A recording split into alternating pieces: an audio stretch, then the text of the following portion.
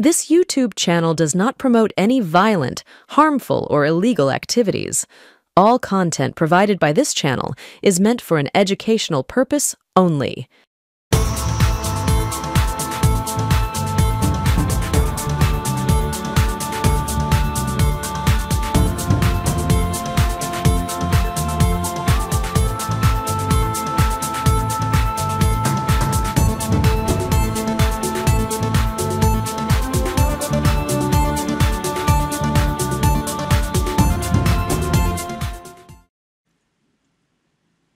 নমস্কার, সুপ্রভাত। আমি আপনাদের প্রবীর বিশ্বাস, আর আপনারা দেখছেন আপনাদের সবচেয়ে পছন্দের বাংলা ইউটিউব চ্যানেল এনকে ডিজিটালের প্রভাতী সম্প্রচার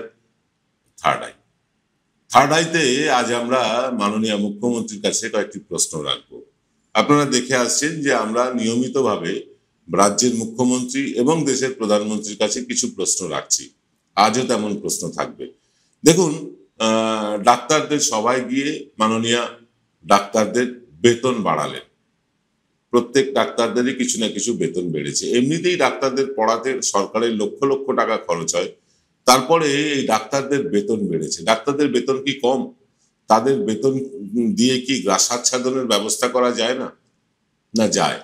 ডাক্তাররা গাড়ি বাড়ি, দামি ফ্ল্যাট, বিদেশ ঘুরতে যাওয়া সব করেন, তারপরেও ডাক্তারদের বেতন বাড়াতে হলো। এই নিয়ে চাপা গুঞ্জন কিন্তু সারা রাজ্যে চলছে। কেউ হয়তো প্রকাশ্যে প্রতিবাদ করতে পারছেন না বা প্রকাশ্যে সমর্থন জানাচ্ছেন না, কিন্তু রাজনৈতিক মহলে গুঞ্জন তো হচ্ছেই। ডাক্তারদের বেতন বাড়ানোটা কি খুব জরুরি ছিল, নাকি মাননীয় তেলা মাথাতেই তেল দিতে শুরু করেছে? কেন বলছি এ কথা? কারণ ডাক্তারদের ইতিমধ্যেই ডাক্তাররা প্রাইভেট প্র্যাকটিস করে এবং সরকারি হাসপাতালে চিকিৎসা করে মোটা টাকা আয় করেন। তাছাড়াও ডাক্তারদের অনেক অনেক অনেক বলবো না, সব ডাক্তারদের কথা বলছি না, বেশ কিছু ডাক্তারদের বেশ অনৈতিক আয় রয়েছে। ওষুধ কোম্পানিগুলো থেকে আয়, ডায়াগনস্টিক সেন্টার থেকে আয়, বিভিন্নভাবে তারা আয় করেন এবং বেসরকারি জায়গায় যখন চিকিৎসা করেন তার লাগাম ছাড়া ফিস। তারপরেও ডাক্তারদের বেতন কি বাড়ানো জরুরি ছিল? কি বেতন বেড়েছে আমি একটু আপনাদের পড়ে শোনাই। আমার কাছে মুখস্থ নেই আমার, কিন্তু আমি দেখে আপনাদেরকে বলতে পারি। ইন্টার্ন ডাক্তারদের বেতন বেড়েছে 10,000 টাকা। হাউস স্টাফদের বেতন বেড়েছে 10,000 টাকা। যারা পোস্ট গ্রাজুয়েট ট্রেনি ডক্টর, মানে যারা পোস্ট গ্রাজুয়েট ট্রেনিং এ আছেন ডাক্তাররা, তাদেরও বেতন বেড়েছে 10,000 টাকা। পোস্ট গ্রাজুয়েট ট্রেনি ডাক্তারদের 10,000 টাকা এবং সিনিয়র রেসিডেন্ট যারা ডিপ্লোমা হোল্ডার সেই ডাক্তারদের বেতন বেড়েছে 15,000 টাকা। সিনিয়র রেসিডেন্ট যারা পোস্ট গ্রাজুয়েট তাদের বেতন বেড়েছে 15,000 টাকা। আর সিনিয়র রেসিডেন্ট পোস্ট ডক্টরেট তাদের বেতন বেড়েছে 25,000 টাকা। আমরা ডাক্তারদের বেতন বেড়েছে এ নিয়ে একটু অখুশি নই, বরং খুশি। ডাক্তারদের বেতন বাড়ুক। মমতাময়ী বলে যিনি পরিচিত, তার কর্মীরা তাদের মমতাময়ী বলেন, কেউ মা আখ্যা দেন। তিনি যদি মমতাময়ী হন, তিনি তো সবার জন্যই মমতাময়ী হবেন। শুধু ডাক্তারদের জন্য তার এত কৃপা কেন? ডাক্তাররা আন্দোলন করেছে বলে? ডাক্তাররা তাকে চাপে ফেলেছিল বলে? এর দুটো ব্যাখ্যা আছে। প্রথম ব্যাখ্যা, ডাক্তারদেরকে তিনি তার নিয়মানুবর্তিতা এবং আইন মেনে নিয়ম মেনে চিকিৎসা করাতে এবার বাধ্য করবেন। বলবেন যে দেখো, তোমাদের বেতন বাড়িয়ে দিয়েছি, তোমাদের নিরাপত্তার জন্য সিসিটিভি লাগিয়ে দিয়েছি, সমস্ত ব্যবস্থা করেছি, শৌচাগার করে দিয়েছি, বিশ্রামাগার করে দিয়েছি, সব করে দিয়েছি। এবার তো তোমরা ঠিক করে চিকিৎসা করো। যদি ঠিকঠাক করে না করো, আবার যদি তোমরা আন্দোলনে নামো, তাহলে কিন্তু সরকার যথোপযুক্ত ব্যবস্থা নিতে পারে। এটা একটা দিক। আর একটা দিক হতে পারে, ডাক্তাররা এতটাই মমতা বন্দ্যোপাধ্যায়কে চাপে ফেলেছেন যে ডাক্তারদের মুখ বন্ধ করতে বেতন বাড়াতে হলো। সম্প্রতি তিনি সিভিক ভলেন্টিয়ার্সদের বেতন বাড়িয়েছেন, খুব সম্প্রতি। ডিএ বেড়েছে 4% হারে। এগুলো কোনোটাই খারাপ আমি বলছি না, প্রত্যেকটাই ভালো। আশা কর্মী বা যারা অঙ্গনওয়াড়ি কর্মী তাদের বেতন বেড়েছে, মানে তাদেরকে ট্যাব দেওয়া হচ্ছে, মোবাইল দেওয়া হচ্ছে। এগুলো সব ভালো কাজ, প্রত্যেকটি কাজ ভালো কাজ, প্রত্যেকটি কাজের প্রশংসা আমরা করি। কিন্তু আপনি কি জানেন যে এই যে যারা আয়ুর্বেদিক ডাক্তার বা যারা আপনার হোমিওপ্যাথি ডাক্তার, তাদের বেতন কত? সরকারি হাসপাতাল তো আছে, আমাকে এক ডাক্তার ফোন করে বললেন, তিনি হোমিওপ্যাথিক ডাক্তার, তিনি ফোন করে বললেন আমি 10,000 টাকা বেতন পাই। আজকের দিনে 10,000 টাকা বেতনে একটা মানুষের পরিবার চলে কি করে? ছেড়ে দিন আমি এই ডাক্তারদের কথা, যেটা আগের দিন আপনাদেরকে বলছিলাম, যে যারা কন্ট্রাকচুয়াল কর্মী, যারা ক্যাজুয়াল কর্মী, তাদের বেতন বাড়ছে না। কেউ 6,000 টাকায় কাজ করছেন, কেউ 8,000 টাকায় কাজ করছেন, কেউ 10,000 টাকায় কাজ করছেন। একজন আশাকর্মী আমাকে ফোন করেছিলেন আমাদের গত অনুষ্ঠানটা দেখে, যে আমাদের বেতন বাড়ছে না। আমি বললাম আপনাদের তো সরকার মোবাইল দিচ্ছে। বলছে সে তো সরকারের স্বার্থে দিচ্ছে, কারণ আমাদের বিভিন্ন মেসেজ পাঠাতে হয়। ভালো কথা। আমি বললাম সারাদিনে কতক্ষণ ডিউটি করেন? তিনি খানিকক্ষণ চুপ থেকে বললেন যে 3-4 ঘন্টা। আমি যতদূর জানি আশাকর্মীরা ঘন্টা 2 ডিউটি করেন, 2.5 ঘন্টা ডিউটি করেন। সেই তুলনায় তারা যা বেতন পান, এবার একটা লোক সকাল 10টা থেকে বিকেল 5টা 5:30 পর্যন্ত অফিসে থাকছে, তারও বেতন কি সমান হওয়া উচিত? 8,000 টাকা বেতন আছে পশ্চিমবঙ্গ সরকারের কন্ট্রাকচুয়াল ক্যাজুয়াল কর্মীদের। সাফাই কর্মীরা বিভিন্ন পৌরসভায়, বিভিন্ন পঞ্চায়েতে বেতন ঠিক মতন পাচ্ছেন না। এদিকে ডাক্তারদের বেতন বেড়ে যাচ্ছে। ডাক্তারদের বেতন বাড়ানোটা কি খুব জরুরি ছিল? তার বদলে এই যে যত কন্ট্রাকচুয়াল লেবার আছে বা কন্ট্রাকচুয়াল কর্মী আছে, যত ক্যাজুয়াল কর্মী আছে, আমি নিজের চোখে দেখেছি। একটি পৌরসভায় গিয়ে একটি কাজে যেতে হয়েছিল, তাতে গিয়ে দেখেছি একই অফিসে দুটো টেবিল পাশাপাশি বসে কাজ করছেন, একজন কন্ট্রাকচুয়াল কর্মী আর একজন হচ্ছেন স্থায়ী কর্মী।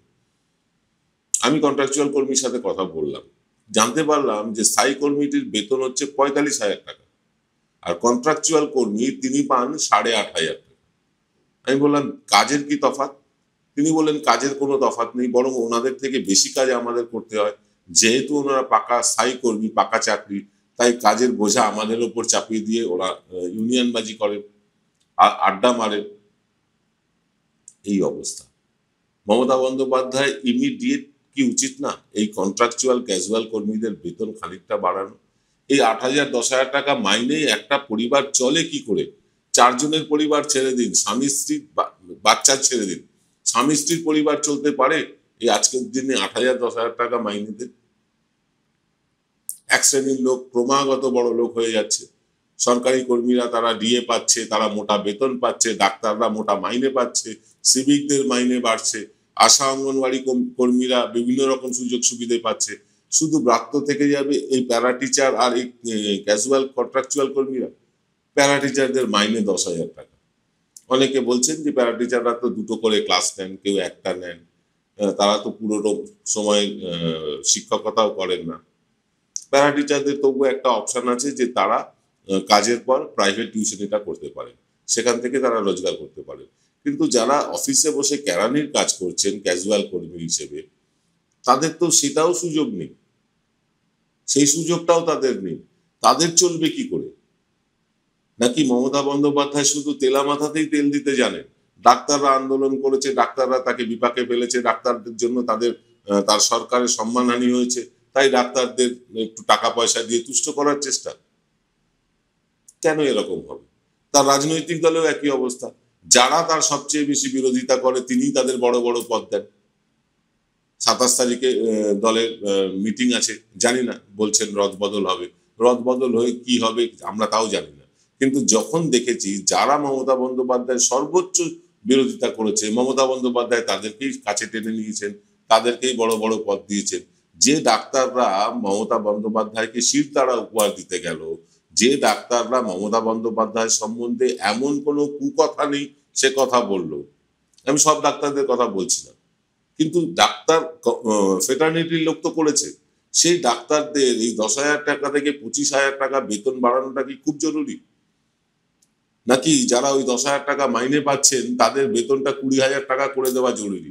তাদেরও তো জীবন ধারণের অধিকার আছে। যে প্যারা টিচাররা 10,000 টাকা মাইনে পাচ্ছেন, যে কন্ট্রাকচুয়াল ক্যাজুয়াল কর্মীরা 10,000 টাকা মাইনে পাচ্ছেন, তাদের কি জীবন ধারণের কোনো অধিকার নেই? একই বাজারে তো সবাই বাজার করে। যে ডাক্তার 25,000 টাকা যার বেতন বাড়লো, যে সরকারি কর্মচারীর 4% মহার্ঘ ভাতা বাড়লো, তিনি যে বাজারে বাজার করেন, ওই ক্যাজুয়াল কর্মীটিও তো একই বাজারে বাজার করেন। তাকেও তো 400 টাকা কিলো কাতলা মাছ কিনতে হয়, তাকেও তো 70-80 টাকার দিয়ে 1 কিলো চাল কিনতে হয়। তার মানে একদল লোক চিরকাল বড় লোক হয়ে যাবে, আর একদল লোক গরিব থেকে আরো গরিব হতে থাকবে। তাদের চিকিৎসা করার পয়সা থাকে না, অনেক সময় তাদের টিউশন ফিস দেওয়ার পয়সা থাকে না বাচ্চার জন্য, বাচ্চার দুধ আনতে পারেন না। আমি অনেক পরিবারকে দেখেছি, অনেক ছেলে মেয়ে, অল্প বয়সী ছেলে মেয়ে, তারা বিয়ে থা করে সংসার করেছে, বাচ্চার দুধ আনার পয়সা নেই। তিনি ক্যাজুয়াল কর্মী, 10,000 টাকা বেতন পান পৌরসভায় বা কোনো সরকারি অফিসে। তাদের চলবে কি করে? মমতা বন্দ্যোপাধ্যায় কি এগুলো ভাবেন না? নাকি তার কাছে পৌঁছয় না এই খবর?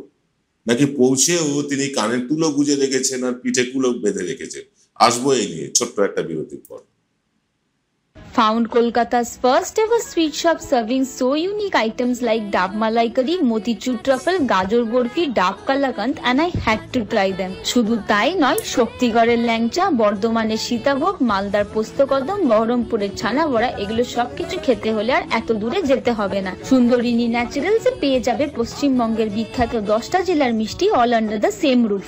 এদের বেস্ট সেলার্স কচি ডাবের শাঁস দিয়ে বানানো ডাব মালাইকারি আর কলা পাতায় মোড়া গুড়ের সন্দেশ পাতুরি আর আ মাস্ট ট্রাই।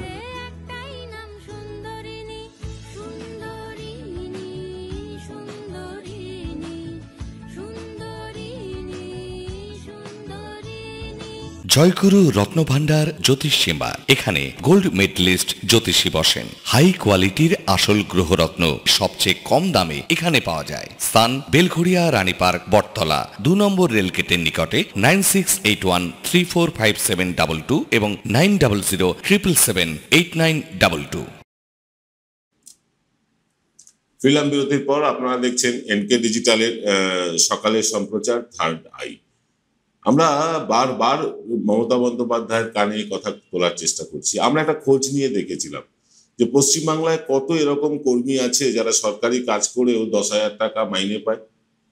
মোটামুটি আমাদের হিসেবে আমরা অ্যাকিউরেটটা দেখতে পাইনি বা বুঝতে পারিনি, কোনো জায়গা থেকে জানতেও পারিনি, বিভিন্ন দপ্তরে ফোন করেও তারা সদুত্তর দিতে পারেননি। তবু আমরা মোটামুটি বুঝতে পারছি যা অন্তত 3 লক্ষ লোক পশ্চিমবঙ্গ সরকারের কাজ করেন, পশ্চিমবঙ্গ সরকারের হয়ে কাজ করেন, তাদের বেতন 10,000 টাকা বা তার কম। 3 লক্ষ লোক। এই 3 লক্ষ লোক তারা বিভিন্ন দফতরে আছেন, পৌরসভায় আছেন, পঞ্চায়েতে আছেন, প্যারা টিচার আছেন, সরকারি সেচ দপ্তরে আছেন অনেকে। এরকম অনেক জায়গায় প্রায় 3 লক্ষ, সংখ্যাটা আরো বেশি হবে যতদূর আমার মনে হয়, সংখ্যাটা আর একটু বেশি হবে, কিন্তু আমাদের হিসেব যা এখন পর্যন্ত পেয়েছি এক্স্যাক্টলি তা বলতে পারছি না, তবে মোটামুটি 3 লক্ষ লোক। 3 লক্ষ লোক মানে 12 লক্ষ মানুষ। 12 লক্ষ মানুষের প্রাসাচ্ছাদনের কোনো ব্যবস্থা নেই, অথচ তারা সরকারের জন্য কাজ করে, সরকারের হয়ে কাজ করে। তাদের প্রাসাচ্ছাদনের ব্যবস্থা নেই যারা 10,000 টাকা কম পাচ্ছে, 10,000 টাকা বা তার নিচে বেতন পাচ্ছে।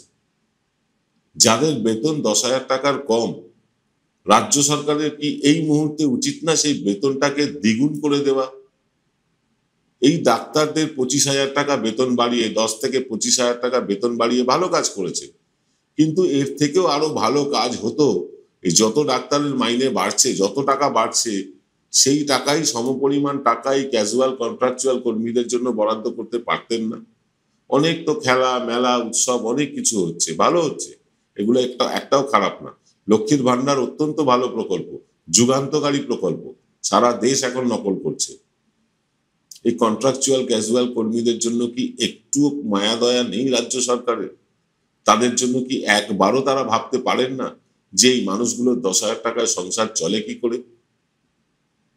আমরা বারবার এই কথা বলি, বারবার এই একই প্রশ্ন করে যাই, কিন্তু কোনো সদুত্তর নেই। অথচ মমতা বন্দ্যোপাধ্যায় আমাদের কথায়, আমাদের মানে এপিসোডের পর তিনি অনেক রকম ব্যবস্থা নিয়েছেন, কিন্তু আমরা এটা লক্ষ্য করে দেখছি যারাই মমতা বন্দ্যোপাধ্যায়ের চরম বিরোধিতা করে, মমতা বন্দ্যোপাধ্যায় তাদেরকেই একটু তেল মাখিয়ে ভালো করে তেলা মাথায় তেল দিয়ে আরো চপচপে করে দেন। ডাক্তাররা উদাহরণ, তার রাজনৈতিক দলে অসংখ্য উদাহরণ আছে। যারা একসময় মমতা বন্দ্যোপাধ্যায়কে তুমুল গালমন্দ করেছিল, তারাই মমতা বন্দ্যোপাধ্যায় কেউ ক্যাবিনেটে মন্ত্রী, কেউ বড় বড় পদ নিয়ে বসে আছে। আছে তো, অস্বীকার করার জায়গা নেই। কেন যোগ্য লোক নেই? যোগ্যরা কি এতটাই মানে যারা দল করেন তার তারা কি এতটাই অযোগ্য তারা এই রকম পদ পেতে পারেন না?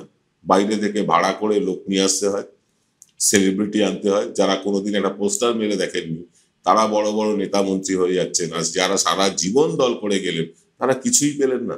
কেন এরকম হয়? এটা কিন্তু মানে মোটেও ভালো সংকেত নয়। 2026-এ মমতা বন্দ্যোপাধ্যায় হাসতে হাসতে উতরে যাবেন এবং 250-র আসন কাছাকাছি আসন পাবেন, এটা ঠিক, কিন্তু তারপরে কিন্তু একটা বড় প্রশ্ন চিহ্ন রয়ে যাচ্ছে। কারণ মমতা বন্দ্যোপাধ্যায় কি এটা চাইছেন যে তার সাথে সাথেই তিনি রাজনীতি থেকে অবসর নেওয়ার পরে তার সঙ্গে সঙ্গেই এই মমতার লেগাসি শেষ হয়ে যাক, তারপরে যাতে তৃণমূলের হয়ে কেউ আর মুখ্যমন্ত্রী না হতে পারেন বা মমতা বন্দ্যোপাধ্যায়কে ছাপিয়ে যেতে না পারেন, এইরকম কোনো প্রচেষ্টা মমতা বন্দ্যোপাধ্যায় করছেন? বিশ্বাস করতে কষ্ট হয়, কথা বিশ্বাস করতে কষ্ট হয়। কিন্তু দল যেদিকে চলছে বা সরকার যেদিকে চলছে তাতে করে মনে হচ্ছে যে এক শ্রেণীর মানুষকে তিনি বড় লোক থেকে আরো বড় লোক বানাচ্ছেন, আর গরিব মানুষগুলো আরো গরিব হয়ে যাচ্ছে। কারণ খরচ তো কারোর থেমে নেই, খরচ সকলেরই সমান। টোটোয় উঠলে 10 টাকা সরকারি অফিসারকেও দিতে হয়, ওই কন্ট্রাকচুয়াল বা ক্যাজুয়াল কর্মীকেও 10টা টাকাই দিতে হয়।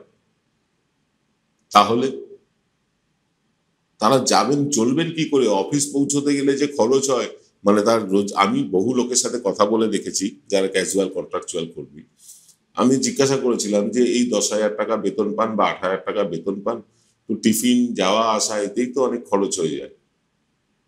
একজন বললেন আমার বাড়ি থেকে অফিসে আসতে যেতে এবং টিফিনের জন্য আমার মাসে 3,000 টাকা খরচ হয়। কারণ টিফিন কি করেন? বললেন কোনোদিন মুড়ি খাই, মুড়ি বাদাম খাই, কোনোদিন হয়তো একটা বাপুজি কেক 1 গ্লাস জল খাই। সে মানুষগুলোর শরীর চলবে? এই মুড়ি বাদাম খেয়ে বাপুজি কেক খেয়ে শরীর চলবে? তারপরে তো আছে গাড়ি ভাড়া। এই যে 10,000 টাকার মধ্যে 3,000 টাকা তাদের শুধু অফিস করার জন্য খরচ, 7,000 টাকায় তার সংসার চলে কি করে মাননীয়া? আপনি কি কখনো ভেবে দেখেছেন? আপনি কি কখনো ভেবেছেন এই মানুষগুলো কি করে বাঁচবে?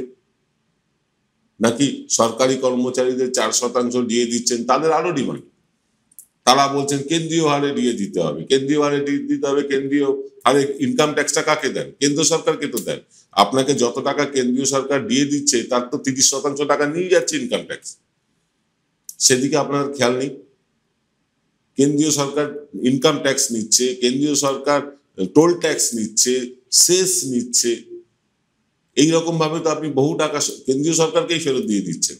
আর রাজ্য সরকারের কাছ থেকে আপনারা ডিমান্ড করছেন একদম কেন্দ্রীয় হারে দিয়ে দিতে হবে, আর রাজ্য সরকার 4% দিয়ে বাড়িয়েছে, বলছেন আরো বাড়াবেন। খুব ভালো কথা। লক্ষ্মীর ভান্ডার শুনছি নাকি বাড়বে, ভোটের আগে আগে বাড়বে হয়তো, ভালো কথা। কিন্তু কন্ট্রাকচুয়াল ক্যাজুয়াল কর্মীদের কথা একবারও আপনারা ভাববেন না? একবারও চিন্তা করবেন না তাদের সংসার চলবে কি করে? আমরা বারবার এই নিয়ে অনুষ্ঠান করছি, বহু তৃণমূল সমর্থক আমাদের গালমন্দ করছে, ফোনে হুমকি দিচ্ছে, কুছ পরোয়া নেই, দিন আপনারা। তবুও আমরা ওই গরিব মানুষগুলো, ওই খেটে খাওয়া মানুষগুলোর পক্ষে ছিলাম, আছি, থাকবো। আর আরেকটা কথা বলে দিই, এই যে পশ্চিমবঙ্গ সরকারের যে নিয়োগ হয় না বিভিন্ন ক্যাজুয়াল কন্ট্রাকচুয়াল, বা এই নিয়োগে বাঙালিদের জন্য কোনো সংরক্ষণ কেন নেই? বহু জায়গায় আমি দেখেছি এই কন্ট্রাকচুয়াল ক্যাজুয়াল কর্মীদের সাথে যখন আমি কাজ করতে গেলাম, সার্ভে করতে বেরোলাম, তাদের সাথে কথা বলতে বেরোলাম, আমি দেখলাম প্রায় 30% অবাঙালি, 30% অবাঙালি ছেলে মেয়ে।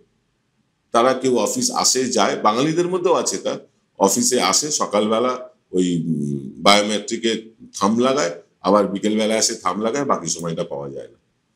আবার অনেকে আছেন যে অফিসে দিনের পর দিন যাচ্ছেনই না, এরকমও আছেন।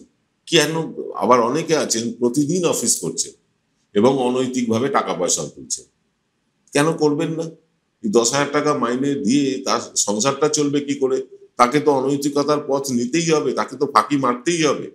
মানুষগুলোকে কর্মমুখী করতে গেলে শুধু আমি এত লোকের চাকরি দিয়েছি সংখ্যাটা গুনিয়ে দিলে তো হবে না। আপনি দিয়েছেন অনেক লোকের চাকরি, অস্বীকার করছি না, কিন্তু তাদের সংসার কি করে চলবে সেই দায়িত্ব তো আপনি নেননি। ওই 8,000 10,000 টাকা মাইনে দিয়ে চাকরি দিয়েছেন আর বলছেন অনেক লোকের চাকরি দিয়েছি। এই চাকরির কি মূল্য আছে? যেখানে 8,000 টাকা মাইনে পেয়ে 2-3 হাজার টাকা চলে যায় অফিস যাতায়াত আর টিফিন খরচার জন্য। সে চাকরি করবে? সে মন দিয়ে চাকরিটা করতে পারবে? সে তো অনৈতিকভাবে রোজগার করার চেষ্টা করবে, সে তো ফাঁকি মারবে কাজে, সে তো অফিসে জয়েন করে অন্য জায়গায় চাকরি করতে যাবে, অন্য কিছু একটা ব্যবসা করবে, তারপরে আবার ছুটির টাইমে এসে আবার সই করে বা থাম্ব ইমপ্রেশন দিয়ে সে তার মাসের মাইনেটা নিয়ে যাবে উপরে হিসেবে। এইভাবে না সরকার পরিষেবা পাচ্ছে, না সেই মানুষগুলোর কোনো কাজে লাগছে। সরকারকে এ ব্যাপারে সচেতন হতে অনুরোধ করি। আপনারা অনেকেই বলেন, আমাদের চটি চাটা বলেন, অনেক রকম কথা বলেন, কিন্তু আমরা সরকারের খারাপ দিকগুলো তুলে ধরতে চাই। আমরা সরকারের যে অন্যায়গুলো চলছে, যে অবিচারগুলো চলছে, সেগুলোও তুলে ধরতে চাই, সেটা রাজ্য সরকারের হোক বা কেন্দ্রীয় সরকারের হোক। এইটাই আমাদের একমাত্র উদ্দেশ্য। আজকের অনুষ্ঠান নিশ্চয়ই অনেকের ভালো লাগবে না, আবার অনেকের ভালো লাগতে পারে, তবে এই তেলা মাথায় তেল দেওয়া, ডাক্তারদের বেতন বাড়িয়ে দেওয়া, এটা বিশ্বাস করুন, মানে বলছি ভালো লাগছে কিন্তু মোটেও মেনে নিতে পারছি না। গরিব মানুষগুলোর বেতন না বাড়িয়ে বড়লোক ডাক্তারদের আরো বড়লোক করে দেওয়ার প্রচেষ্টাটাকে ঠিক ভালোভাবে নিতে পারলাম না। আজ এই পর্যন্ত, দেখা হবে আজ রাত 8টায় এক্স ফ্যাক্টরে।